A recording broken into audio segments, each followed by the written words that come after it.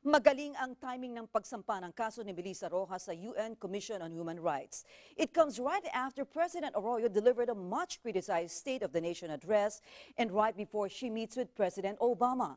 In San Francisco, film activists say Obama should bring up the issue of human rights with Arroyo, an issue that Arroyo sidestepped in her State of the Nation speech. Henny Espinosa reports. Filipino-American activists in San Francisco said it all through dance, from the cha-cha to the jerk. They mocked President Gloria Arroyo's State of the Nation address and her hints that she would try and hold on to power. At the end of this speech, I shall step down from this stage, but not from the presidency.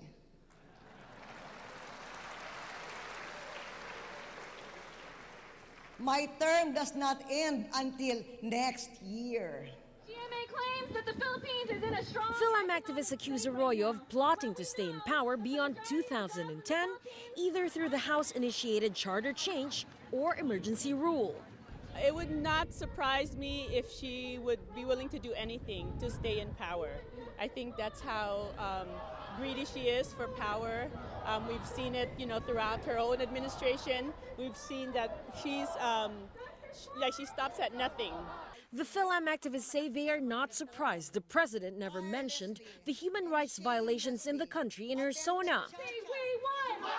The groups estimate that more than 1,000 people have been killed and another 1,000 have been tortured during the Arroyo administration.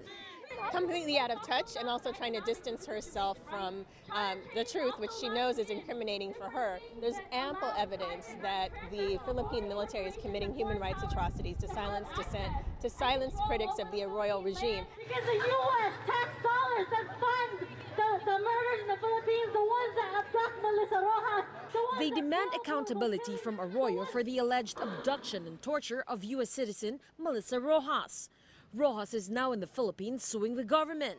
It just makes me mad enough, and to know that somebody who I know and is also an American citizen, Melissa Rojas, was abducted, I think that it just makes it even that much more important for us to really get the word out there.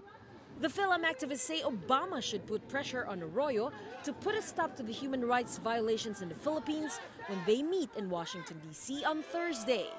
They're sending about $30 million in military aid to the Philippines, and a lot of that money could be used here locally.